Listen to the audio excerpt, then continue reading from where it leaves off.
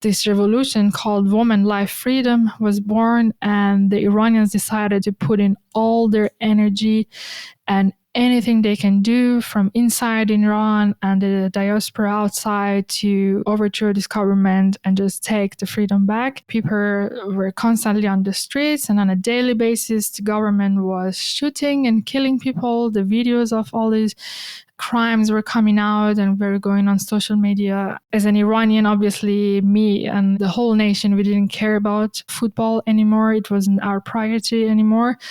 All everyone was after was fighting against the government. And I decided, I was debating for a long time, should I go to the World Cup or not? And I thought, this is the best opportunity to use this platform to speak for the people of Iran, because this is an event that is going to be covered internationally, and all the press and all the TVs and newspapers are going to be there. And with staying home, I'm not going to achieve anything. So let me go there and at least try to be voice of Iranian people. This is the Maverick Show, where you'll meet today's most interesting location-independent entrepreneurs and world travelers, and learn the strategies and tactics they use to succeed. And now, here's your host, Matt Bowles. Hey everybody, it's Matt Bowles. Welcome to the Maverick Show. I just want to start off by letting you know that I have compiled my list of the top 10 essential books for digital nomads. Now, this list contains some books that I read before starting my digital nomad journey. There were books that inspired me to do it and gave me the how-to information to transition into the digital nomad lifestyle. Other books on this list I've come across much more recently, and they have profoundly impacted the way that I see the world and the way that I travel through it. So this is a top 10 list that includes all of those books, and you can get it at themaverickshow.com/books. It's completely free. It's just going to ask you to enter your email, which will put you on to the Maverick Show's Monday Minute email newsletter if you're not already subscribed to that. And then you can check out the list. I write a little bit about why I selected each of the 10 books and how it has impacted me. And then I give you a direct link to each of the books there. So that is waiting for you. You can grab it right now at themaverickshow.com/books. And now let's get into the episode. This is part 3 of my interview with Yooshita Fatih. If you did not yet listen to parts 1 and 2, I highly recommend you go back and do that first, because they provide some really important context for this episode. If you have already listened to part 1 and part 2, then please enjoy the conclusion of my interview with Yooshita Fatih. So I, of course, want to ask you about your experience going back to Iran on this particular trip, but I feel like it would be good to start a little bit earlier and just talk about your connection with Iran since leaving at age 13. Yeah, so the truth is, I never wanted to leave Iran when we left initially. I was very much against this decision. I was telling my parents, I want to stay here. I love the life that we have. We did have a quite comfortable life, and I had a lot of friends, a lot of cousins, and I had just painted out my future at that age, and I knew I want to stay here, and maybe at a later age I will move out, but I didn't want to leave. I was always a little bit angry at my parents that they did this to me and left the place that I felt so comfortable with and that I loved so much. So I couldn't wait to go back. And when we left Iran, because of the love I had to the country, I stayed very, very connected to everything in Iran. So I kept following any news related to Iran. I was listening to the music coming out of Iran. I was watching all the movies coming out, watching anything related to the singers, to the actors, to how people speak, and just being very connected to what's happening, being connected to my friends from childhood. And I couldn't wait to go back. And it just took 10 years to have this opportunity. I went back alone by myself. And the moment I landed in Iran, my heart was racing and I was like, oh my God, how is it going to be? I don't want to leave this country again. I would seriously think staying and not going back. I did have a great time going back and seeing my family and everyone. And I love this country a lot. But I could see once I had this gap of 10 years and going back and see the differences to where I live now and just the enormous lack of freedom for the most simple things that impact your daily life on a constant basis, seeing all of that and how people at my age, what they have to go through and how much of restrictions they have. Simple things of downloading an application in your phone is impossible in Iran. Access to internet is a struggle. A lot of things are censored. You want to go on a YouTube, you need a VPN first, before you can connect. So a lot of the things made me realize how privileged I am and how thankful I am to my parents enabling this opportunity for me to leave the country. But I love the country and I try to go back and experience and try different things and catch up with all the things I had missed and go to all the places I hadn't been before. So every time I go back to Iran, I try to pick a different new region and try to explore something new. Well, I also want to ask about your ongoing connection with Iranian culture and language. And I have noticed in following you on social media that a lot, if not the majority of your travel content is in Farsi with English subtitles. So it's obviously accessible to me because you're intentional about putting the English subtitles there and so forth.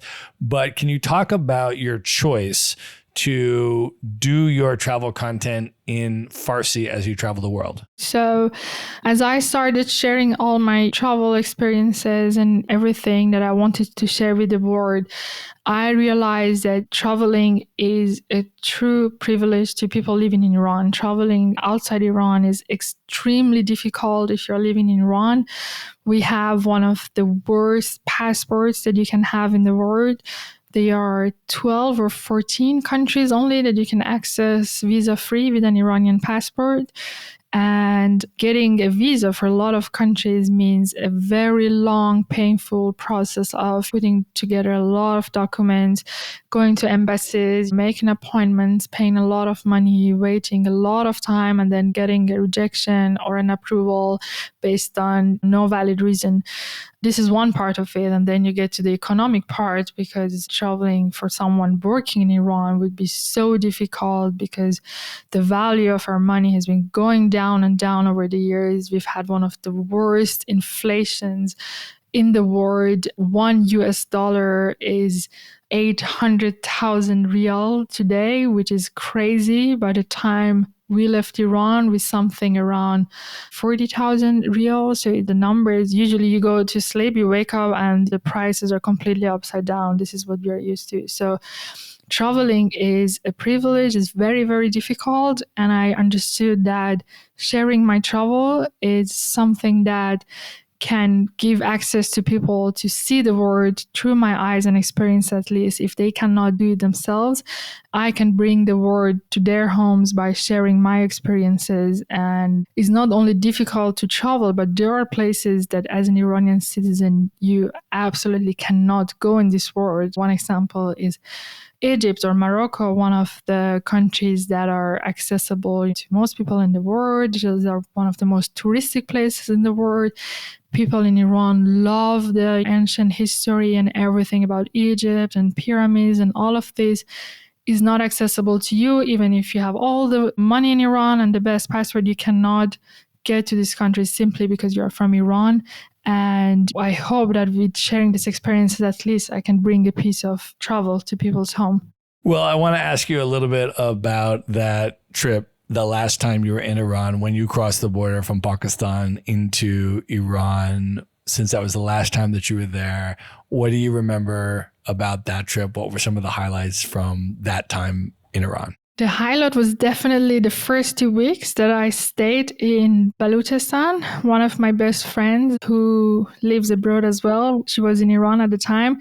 She came and picked me up at the border when I arrived, which made her to be part of that 3 hours questioning, plus the driver that came with her. They were questioning also the driver for hours.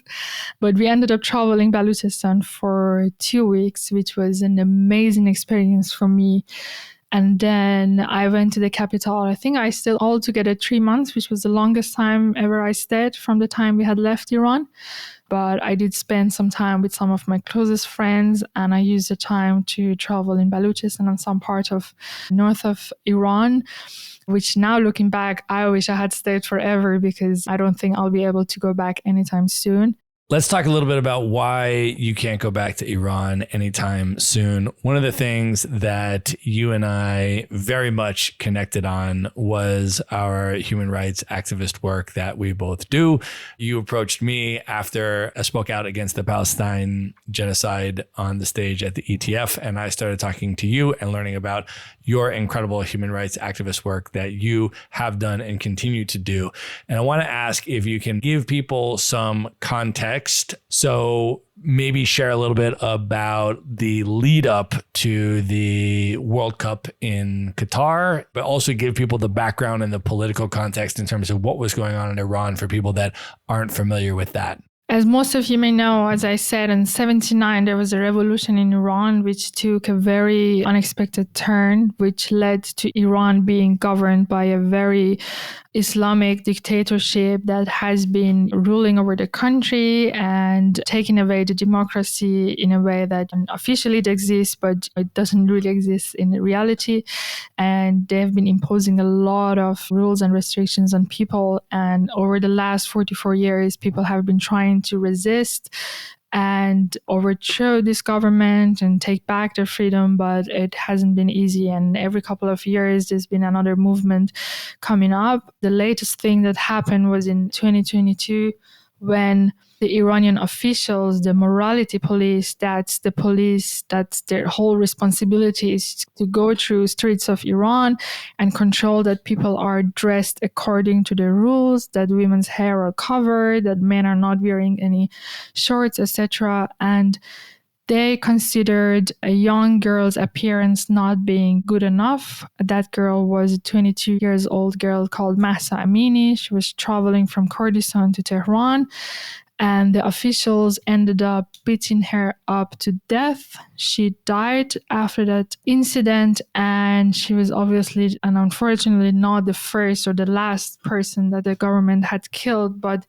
her murder triggered a very big movement and triggered people coming out on the streets and making people very angry.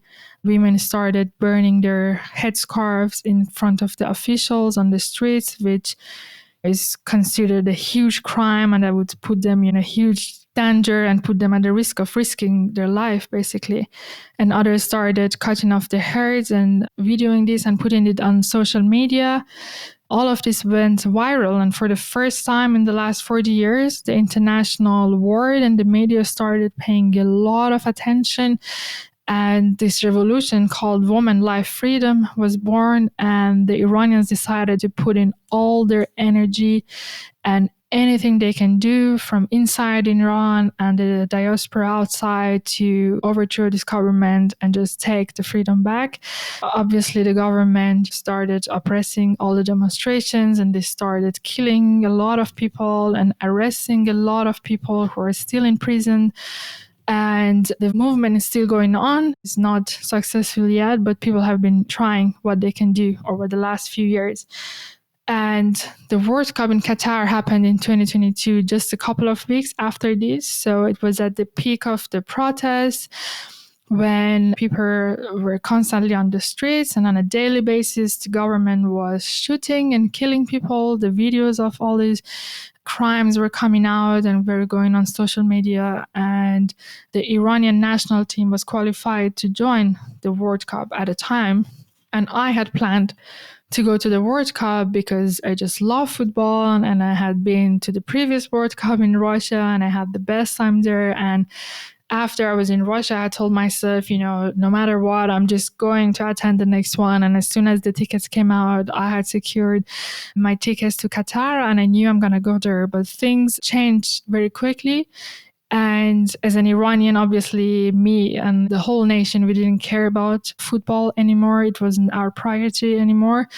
All everyone was after was fighting against the government. And I decided, I was debating for a long time, should I go to the World Cup or not? And I thought, this is the best opportunity to use this platform to speak for the people of Iran, because this is an event that is going to be covered internationally, and all the press and all the TVs and newspapers are going to be there. And with staying home, I'm not going to achieve anything. So let me go there and at least try to be voice of Iranian people. So I went to Qatar and I had tickets for all 3 matches. For the first match, I showed up.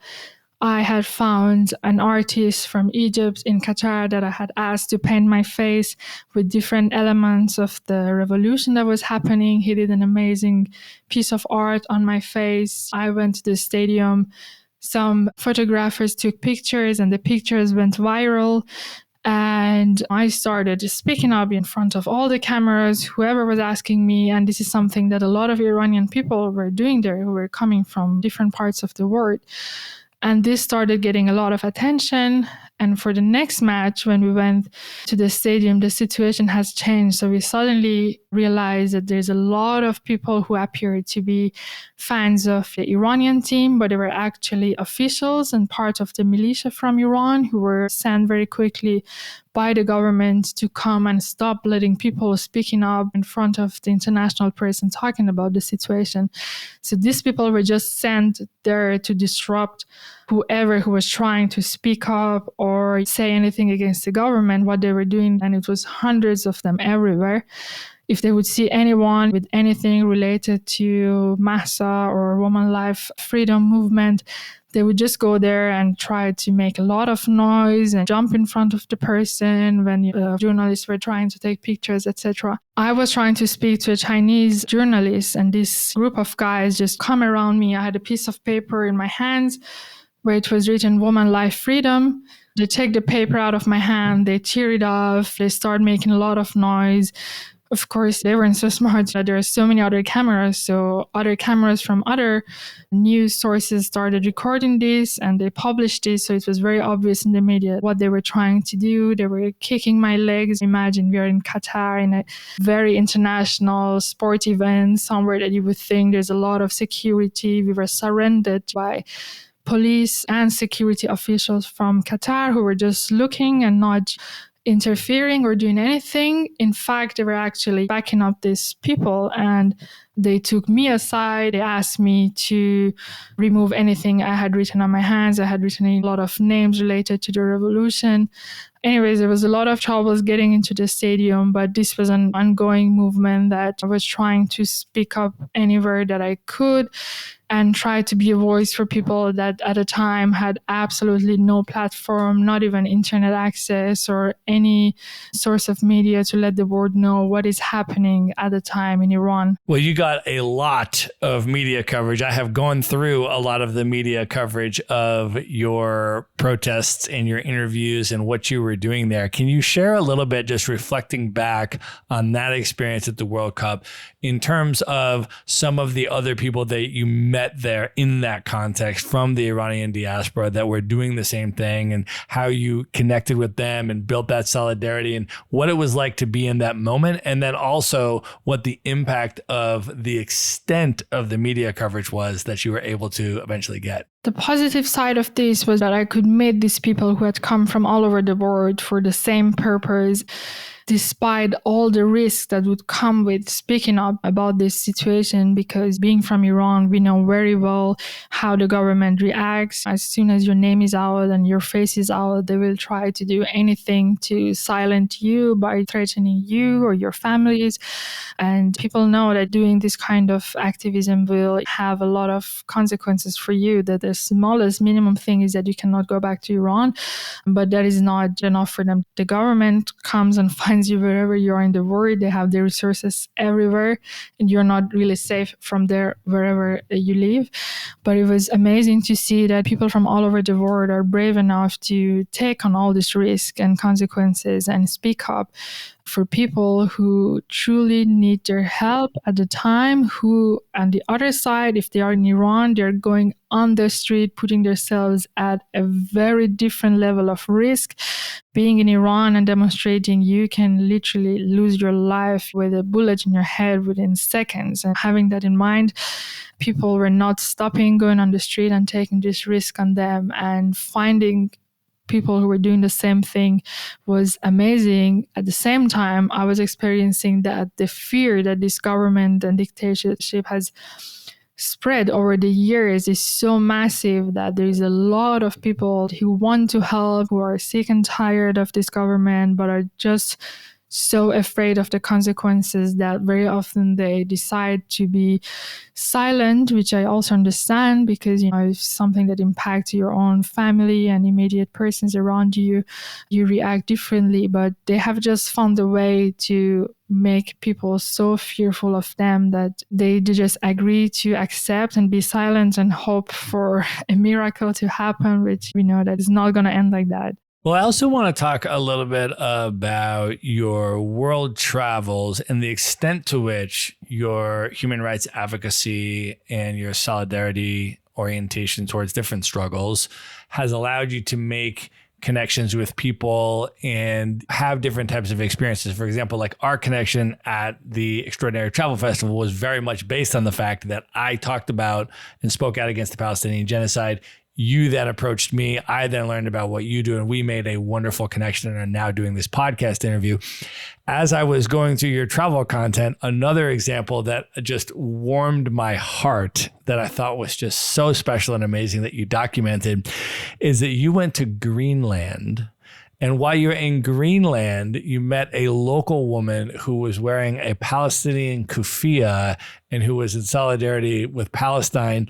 And then you shared a little bit about the history of Greenland and the struggles that people have had there and why they would feel a solidarity connection with Palestine. And you've really been able to do a lot of that kind of education, which I think is so amazing that travel enables those types of meaningful solidarity connections and helps to educate people and bridge and connect different types of struggles around the world. So I'm wondering if you can share a little bit, maybe just about the Greenland story. And I would love actually for you to share about the whole Greenland trip, because I have never been. I have heard that it is just such an amazingly beautiful and unique landscape and place to go. So maybe just start from the beginning of that Greenland trip and share what it was about. And then I would love to share the story of the woman that you met with the Palestinian kufiya and also some political context about the history of Greenland that you learned about. Greenland, oh my God, truly a paradise, something, I really recommend anyone who can and want to visit something very extraordinary to visit this place.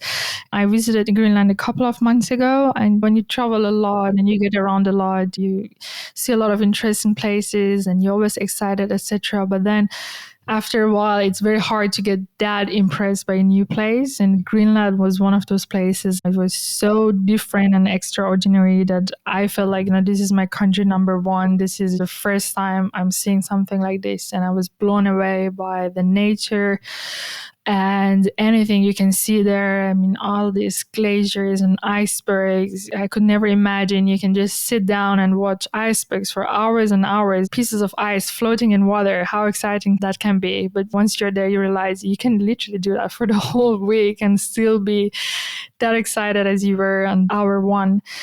So I traveled to Greenland and I spent a couple of days in Ilulissat, which is one of the main cities on the west of the island. Greenland is the biggest island in the world that is not a continent and is basically just made of ice. It's one huge, massive piece of ice. More than 80% of the whole island is ice, and only on the sides of this massive ice sheet, you have some little settlements in the east and the west and the south, where people have been living over thousands of years. These were originally the Inuit who've been living there. And in the whole country, if you want to call it, you have 40, 50,000 people living. So you have all these little settlements that are only connected by sea or plane, that people live there. And imagine, thousands of years, people have been living there without any problem. They've been surviving and getting through one of the harshest climates ever. And from the 18th century onwards, that region has been controlled by Denmark. And from 1950s, it's been officially part of the Kingdom of Denmark over the last couple of years, gaining more and more independence. So it's kind of an autonomous region. But at the end of the day, they are not an independent country. And a lot of decisions and a lot of important things have to go through Denmark, which is part of European Union, which sometimes imposes a place that geographically is completely separated and different to anything within European Union, and makes it very awkward for people living there, sometimes getting rules and regulations which absolutely do not make sense for the people living there, just for the fact that people sitting in the parliament within Europe have no idea what it means to live or to work or to survive in a place like this. So people who have lived in Greenland, they've been through this colonialism over these years. And it was very interesting for me to meet Nive, the lady that you were mentioning, who's a Greenlandic woman who runs a local tourist agency, which is called Disco Bay Tours, which I also on the side really recommend whoever travels to Greenland to try to connect to the very few available local agencies, because the majority of touristic activities are organized by some very big Danish companies, which do not really let that profit and the value of the tourists going to the Greenlandic people. But she runs one of these local agencies. And once we went to her boat to get on a boat trip to go to Ilmenau, which is a very sweet, nice settlement, completely isolated in a place where 52 people live in this little village that is only accessible by boat and by plane. And by boat only half of the year, because the sea freezes and you can literally from December to May, you cannot access that place. They live in absolute darkness. And then from May till December, they have a completely different vibe and atmosphere. And it's a place that if you travel by cruise, you can stop by and experience that region. So I met Nive, who is coming, with this kufia, which is the last thing I would be expecting to see in Greenland, absolutely end of the world. You're in the Arctic region. And she tells me how fascinated she is by the Palestinian resilience and how much she supports, envies the fight that the people are going through. And she really feels the struggle of these people, and she would love to spread the word. And she mentioned living in a small place like Greenland, you do get a lot of backlashes and criticism sometimes for having this. I think she mentioned she has 2 different kufias for many, many years, and she's been trying to have them on every single day or as much as she can wherever she goes, which is a true sign of bravery. Living in a small place where you would be confronted with a lot of criticism, she was still finding the courage to stand up and speak up for the Palestinian people. And she's not the only example that I've seen. It's obviously, we know that the Palestinian situation has been going for a very long time. Since both of us have been born, the situation hasn't been different. It's been worse at the times, but it has been ongoing. But the truth is, in the last 15 months, because of everything that happened, it has got a lot of attention in the media more than any time before that. Maybe it's because of the social media presence. But I've really noticed in the last 15 months, wherever I've traveled in the world, you find a lot of people in different parts of the world trying to hang out a Palestinian flag from their home in the most random places. And I'm always surprised and so happy to see that people do see and understand and follow and they care. And they do give you a completely different image of what you would see in the media. If you would want to look at the conflict by only looking at the media, you would have a completely different perception than what you would actually see on the streets. I've been on the most random places, or actually not random places, places that the governments are completely and officially siding with Israel and clearly saying that the USA is one of them. A lot of European countries are one of them. And anytime I've been to any of these cities in the last 15 years, Either I have seen protests happening by people in small groups, in bigger groups, or I've seen signs and flags and slogans on the streets, on windows of people. I live here in San Roque, a couple of blocks from my home. There's a street that there is a huge Free Palestine slogan written by someone since a lot of time. And every day when I'm driving to work, I'm passing by there.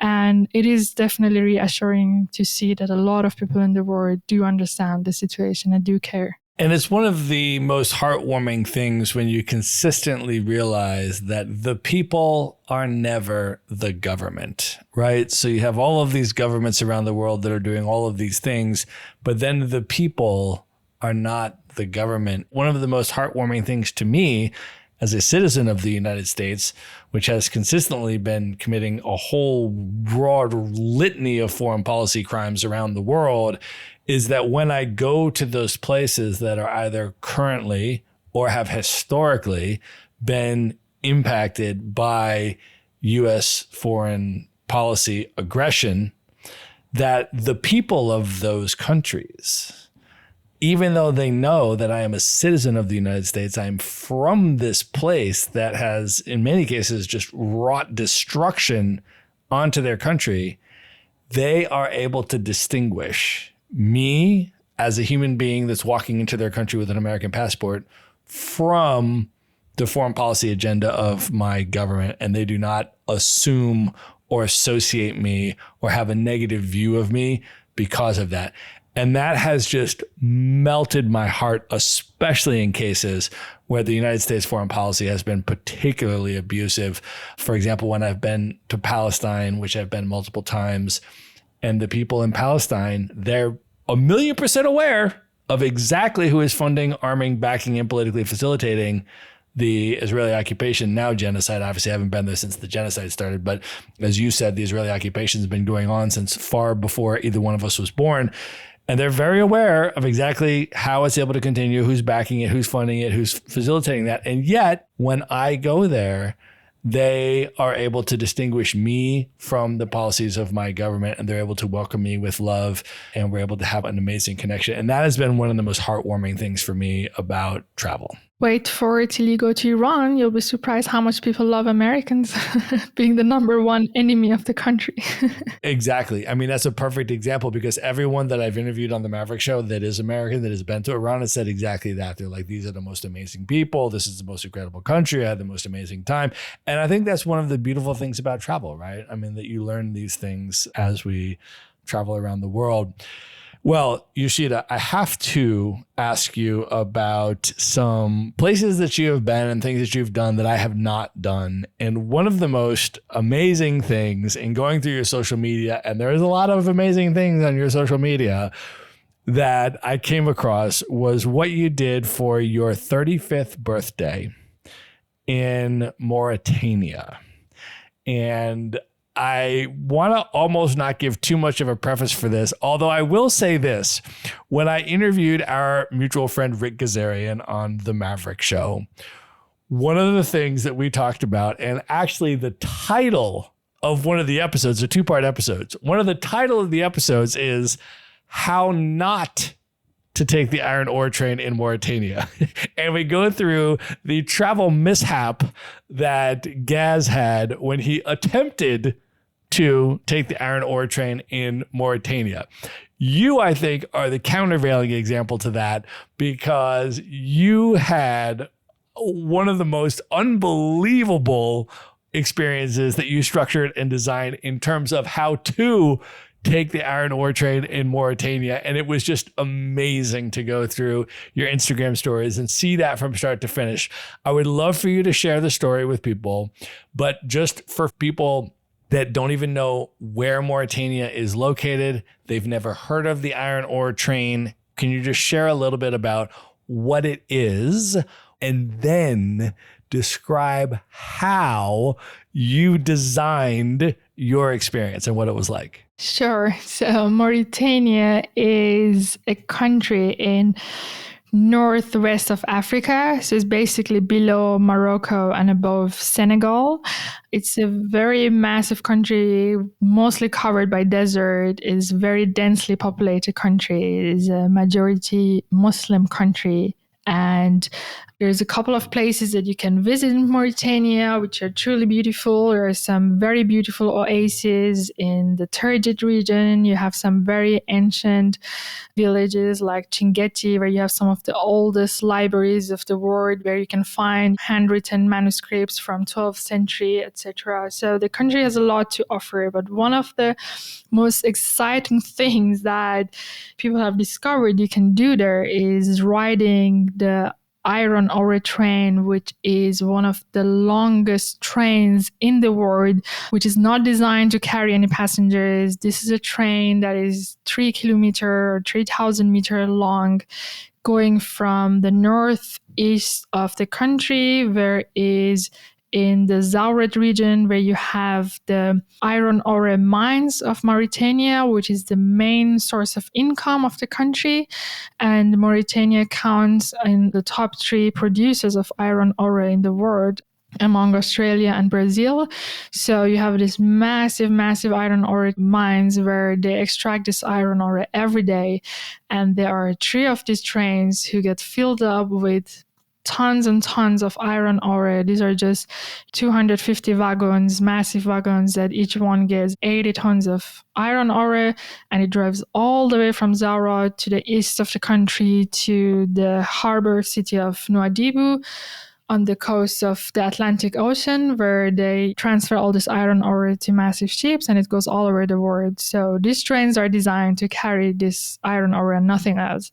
Now, it's a massive country and public transport is a bit complicated there. So sometimes locals do try to hop on this train just to use it as a mean of transport to get from the east of the country to the west. And we tried doing the same, going from Zara to the Way, with the small exception that it was a very, very special night of my life. It was my birthday, as you mentioned. And on top of that, it was the 100th country that I was visiting. I was coming from road trip starting from Guinea-Bissau to Gambia, Senegal, and then reaching Mauritania, which was a great milestone, a personal milestone for me, actually reaching my 100th country. And then I had invited some of my friends who managed to come from all over the world. I had friends coming from Germany, from South Africa, Romania, Poland, Russia, like a truly international group. They all made it, and we did this 1 week of traveling within Mauritania, arriving to the train on my birthday, and then taking this, normally, if everything goes well, the 16 hours journey on the train, where you just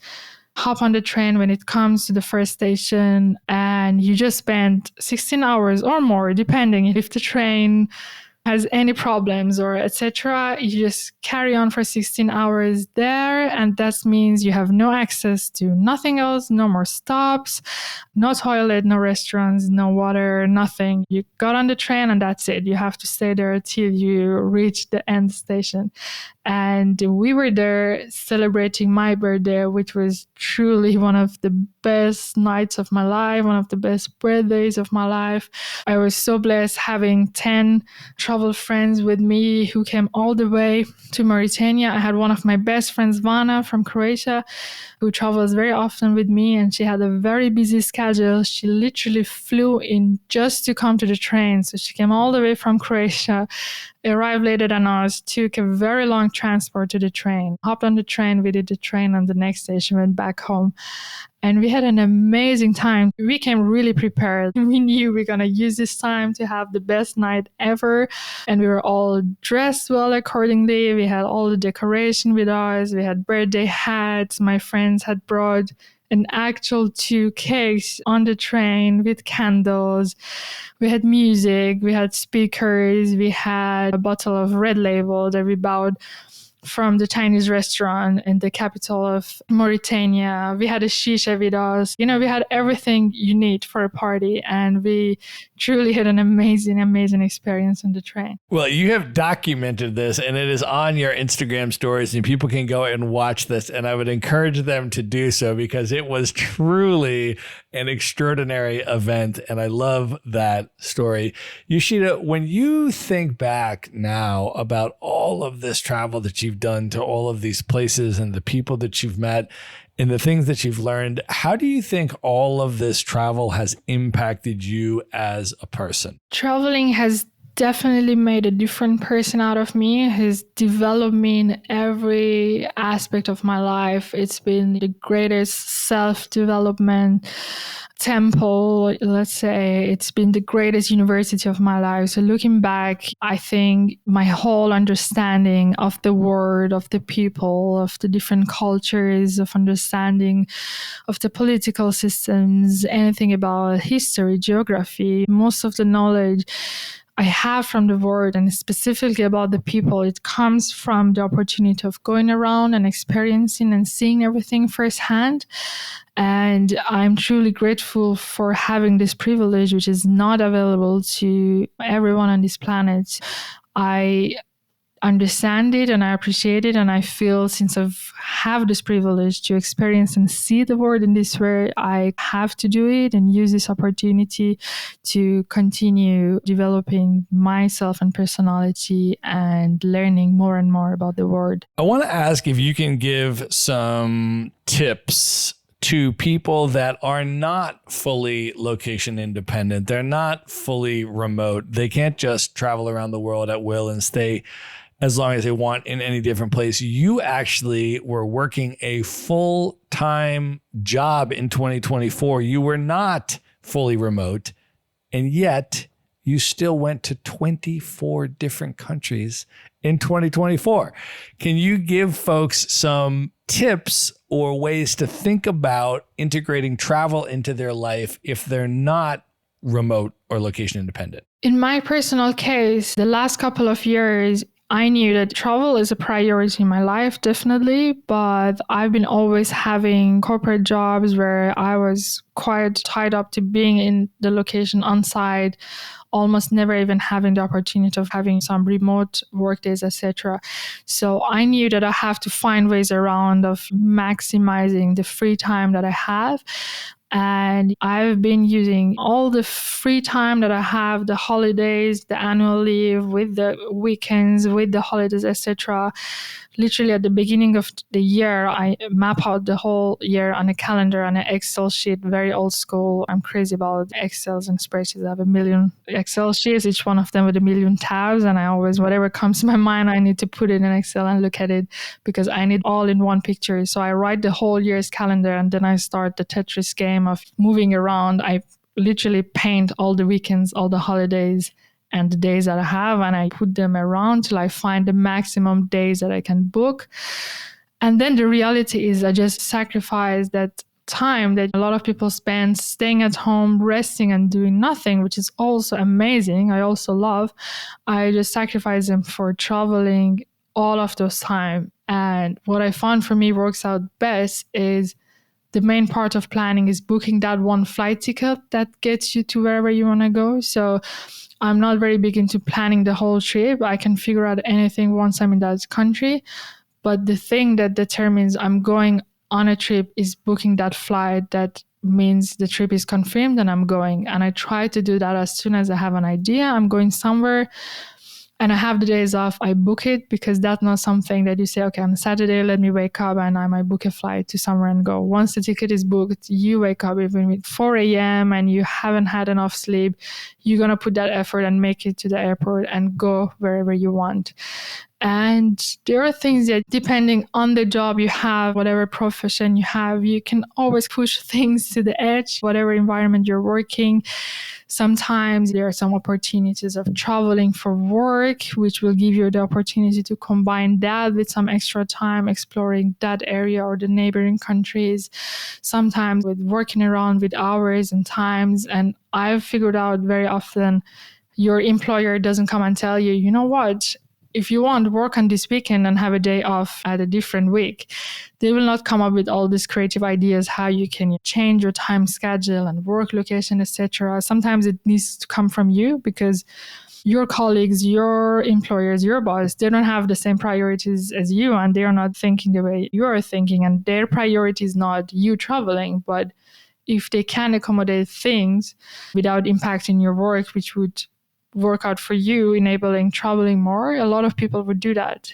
And I always try to come up with the most unexpected thing to my boss. And I'm like, you know what? I could do a 6-day of work this week, and I can have a day off there. And maybe I work some extra hours here, and then I do this there. And not always, but sometimes I get through with it. I want to ask you also about the concept of country counting and why the goal and the quest of going to all 193 countries is such a high priority for you. And maybe I'll contextualize this question a little bit more in that I think for some people, when they think about country counting or they think about a quantitative travel goal and a quest like that, the perhaps stereotype that comes into play for some people is that this would be more of a superficial type of thing where someone would go around to check boxes and maybe just quickly move through places so that they could achieve a quest rather than really experiencing and immersing in the place. You are the opposite of that. You are one of the most thoughtful, substantive, immersive travelers that I know. And so I would really love your perspective on why the goal of going to all 193 countries is such an important and meaningful goal for you. Thank you, first of all, for saying that. I'm very grateful if my traveling is perceived that way. For me, when I started traveling, I was going country after country, and I didn't really have a goal, and I was just going. Wherever I hadn't been was top on the list of the priorities. And people kept asking me why and what's next, and you're going to travel till when, and when are you going to stop at country number what, etc. And when I saw the first person who had been or who was at the time trying to achieve to see every country, it was the click in my head that, wow, this is exactly something that gives me the structure that I want. And I didn't know it's possible. I didn't know that you can actually travel to every single country in the world. And once you go through the list, but even Afghanistan and North Korea, really are all of these places reachable? And then the decision was made, this is exactly the structure I want. And one of the main reasons people who travel a lot do not want to finish all the countries is because maybe they don't feel so comfortable going to certain countries. Maybe they think some places are off the limit. They're not worth the risk and the safety. The history, if you look at in the last couple of years, we have always, at least a couple of countries in the world which are in war situation, as this changes very quickly. Imagine who would have thought that Ukraine will end up in such a long war a couple of years ago. Was one of the safest places on earth. So for a lot of people, it's just not worth going to these places. And for me, these are specifically the places that I've enjoyed most traveling to, and I've had the greatest time, and I've realized everything when it comes to safety and comfort is a very gray zone. There is no black and white. There's nothing like there's a safe country or there is a place that you can enter. All of this is perceived differently, and every single country has areas that are safe and areas that are not safe. It's just a matter of how you go there, how you organize the trip, and how you end up going there. At the time when I was in Afghanistan, I told you, on the first day that I arrived, the Kabul University was bombed while I was in Herat.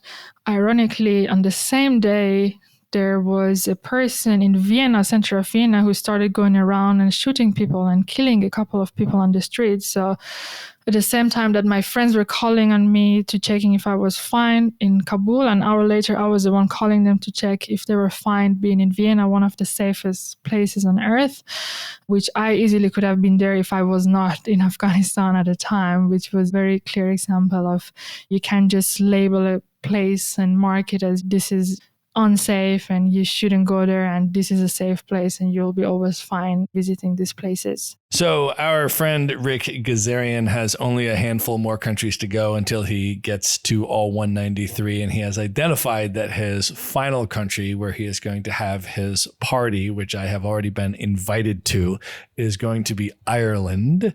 You just mentioned that you went to someone's party and they chose for their final country Jamaica.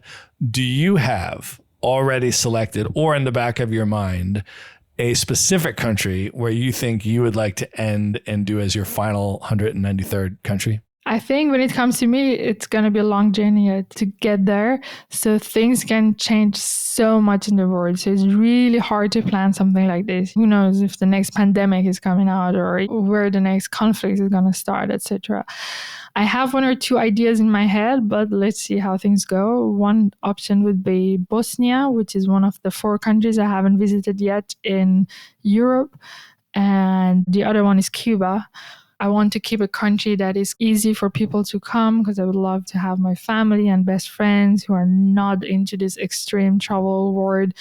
So I want a place that is easy to travel, but also exotic, and a place to celebrate. So let's see. At the moment, these are in my head, but who knows in a couple of years, where am I going to end up? I know that there are some people, I actually personally know a couple people, that have done all 193 countries, achieved that goal that they identified as a quest, and now they're on to something different. Travel is no longer a major, central, passionate part of their life. They did that quest, they had that experience, they accomplished the goal, and now they're on to another passion, another goal, another thing. For you, once you go to all 193 countries and have your party in Bosnia or Cuba or wherever it may be, how do you envision travel being a part of your life after that? I would be very disappointed if that would be the end of my traveling life. I would not want to stop traveling at all. Definitely, I'm sure about that. It would definitely change the structure of how I'm planning things, because now I'm prioritizing everywhere that I haven't been yet. So I think once you've been to all the countries, it kind of takes off the pressure from you to plan things and go back to, places where you enjoyed a lot. I'm very, very much interested in traditional festivals and ceremonies all over the world. So one of the things that I'm trying to do while I travel now is to attend all of these different festivals, but I know that there's an endless number of them. So this is one of the things I would like to focus and travel to. Other things would be a lot of autonomous regions, part of the world that belong to a country but are far away from that country. We have tons of British and French islands that are thousands of miles away from these countries and have nothing in common with the country, the language, the traditions, etc. So I would focus on these areas, but I would definitely want to keep on traveling. I'm curious, how has your view of travel evolved over the years as you've gone to all these different places in all these different countries and met other travelers in these travel communities and so on and so forth?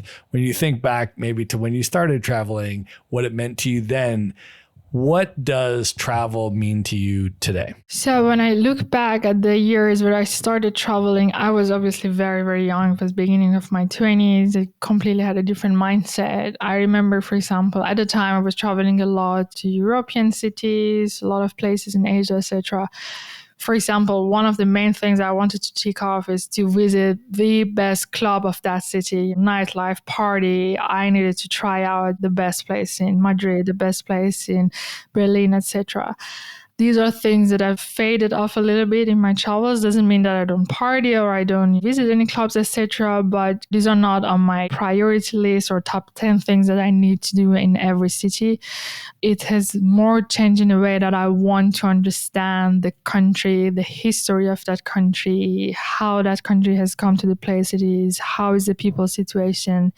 And one of the things that I've seen in myself changing over these years was going from a place of I'm just curious to see and observe, going to I want to let the world know what a better country all of these places are. For example, Iran is a place that people have a very wrong image of it, thinking it's still in this war that doesn't exist since 37 years. But I don't know why a lot of people in the world think that country is in war, or, a lot of wrong misconceptions.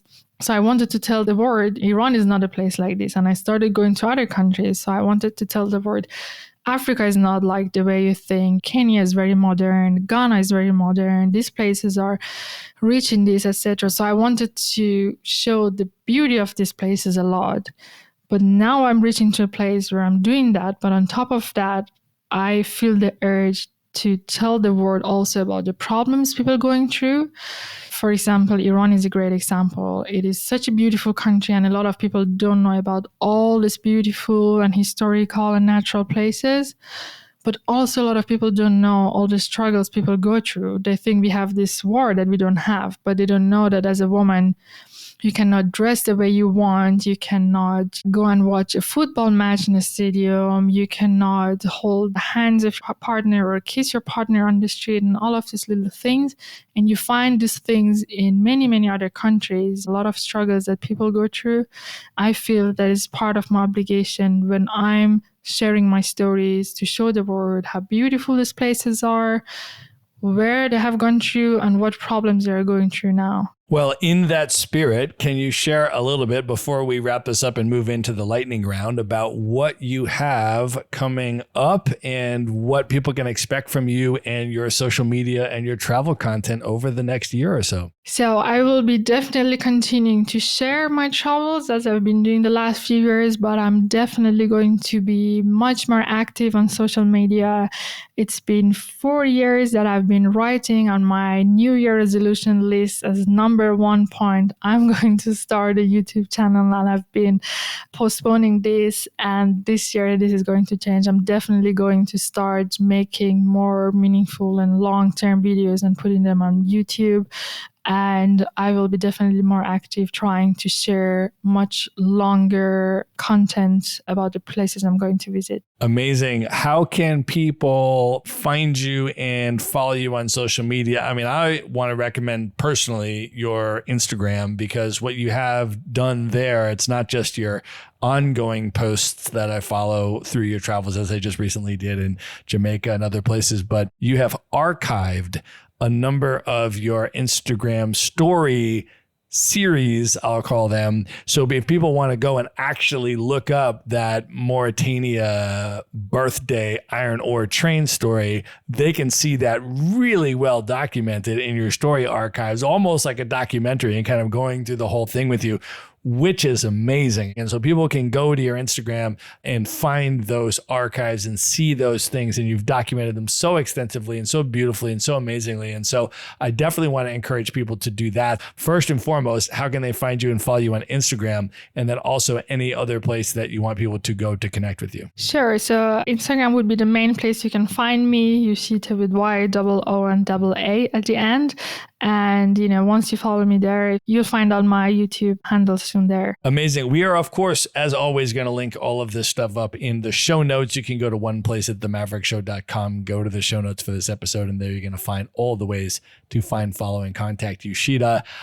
And at this point, I think that is an excellent place to end the main portion of this interview. And Yooshita, are you ready to move in to the lightning round? I am. Let's do it. The lightning round. All right. What is one book that you would recommend that people should read? Sapiens by Harari. All right. What is one travel hack that you use that you can recommend to people? My absolute life-changing travel hack is the couchsurfing platform, which has unlocked a bunch of different types of travel hacks to me. So if anybody is unfamiliar with this platform, I really urge you to start using it today, because it just has leveled up my travels to another way. And I wouldn't want to imagine my whole travel life without having access to this platform. Can you share a little bit more about that? What has been the profound impact of couch surfing on you? Sure. So The platform is basically made primarily for people to offer a place for travelers to sleep for no exchange of money.